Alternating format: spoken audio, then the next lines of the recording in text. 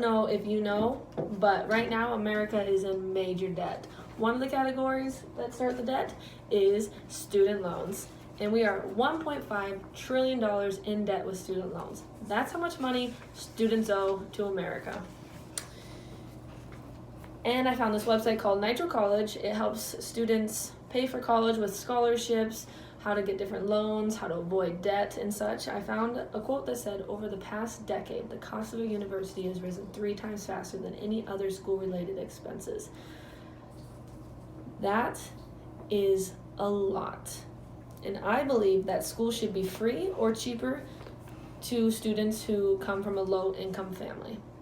Or there should be some alternative that people can qualify that can help these students go to college, because these students aren't allowed to go to certain colleges because they can't afford it, and that restricts them in many ways. Then that makes them have to go to work more than the average student so that they can pay for their college. Or they take out student loans like most of Americans that go to college, and that adds struggle for a very long time. Going on to my main point, many students can't afford the education that they wish they could have.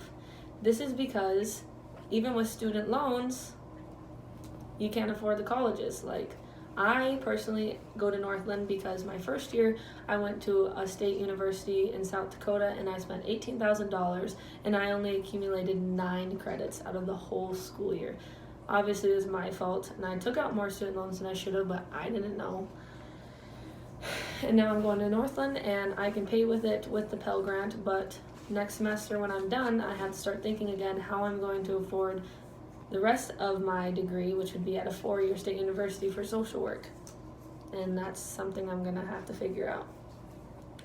Anyways, and then if it's not in my case, students might settle for something else. They might just decide, well, I'm just gonna go to a community college, and let's just say I do it and I say I'm just gonna go to be a police officer because that's way shorter and way cheaper.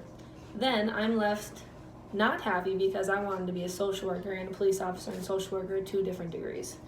Or it could be even a worse situation that a student may be discouraged because they fear the debt that would come with it, and they say, I can't afford college, I'm not going to do it. And then they just work jobs that they're unhappy for the rest of their life and don't make a big difference in the world like college is supposed to help with. Going on to my second point is that students might have to work to afford college, and that can bring upon much stress. So working, and I'm not talking about 10 hours a week to buy booze or to just drive around the town with gas money. I'm talking about going to work 40 hours a week because you have to pay for your apartment, you have to pay for your classes, you have to pay for the food on your table, you have to pay for your animals. Maybe you have children, you have to pay for it. Somebody has to pay the bills. And going to work that much, people come home and they're tired. They don't have time for school. Well, they do, but it's very discouraging and it's not as fun.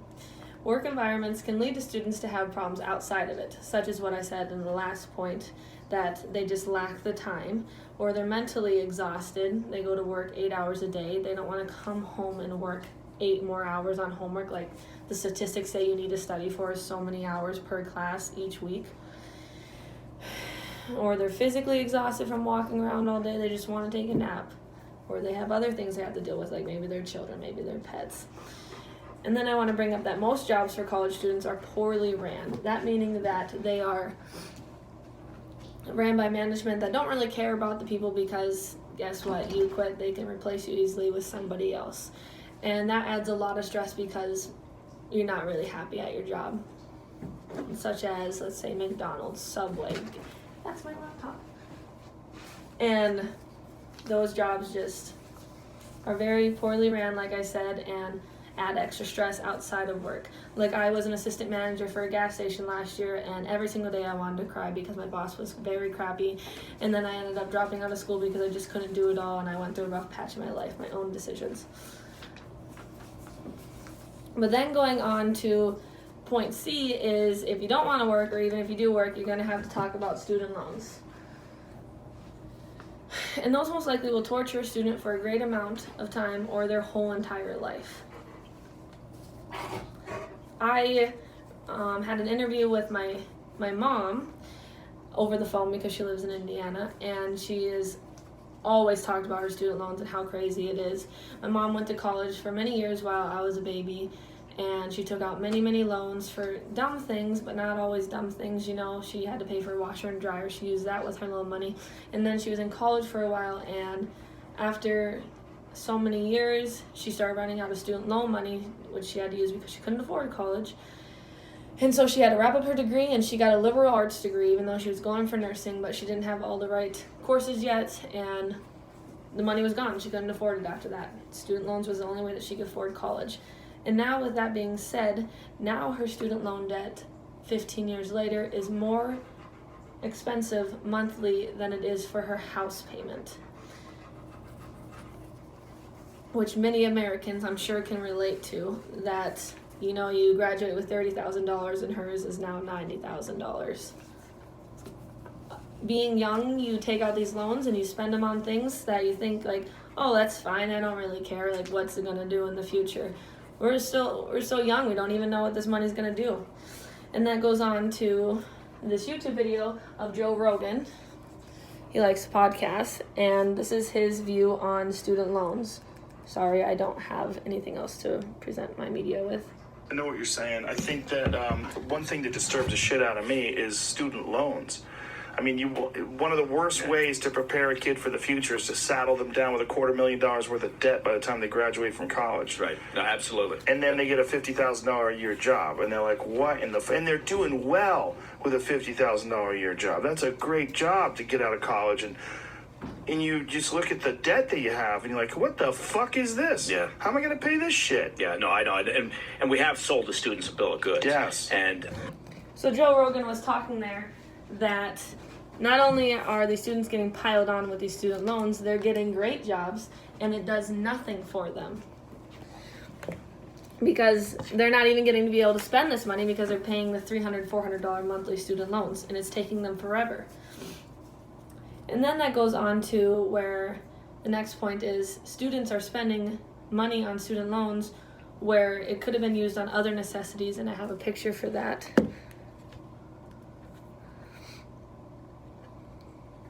It is from also Nitro College, and it talks about how student loan borrowers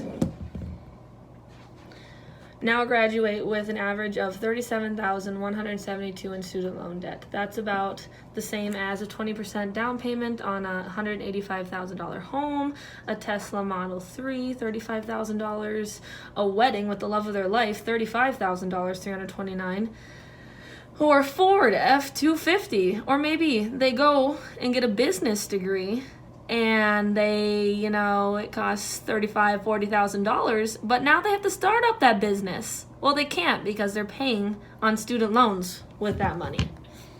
Then what spot are they left in? So this is why I think that college should be free, or there should be a way around student loans that should be given to low-income families or anybody else that would qualify to help the society of America stay educated and encouraged to start and finish without having to worry how they will pay for it, and then the consequences that follow with student debt.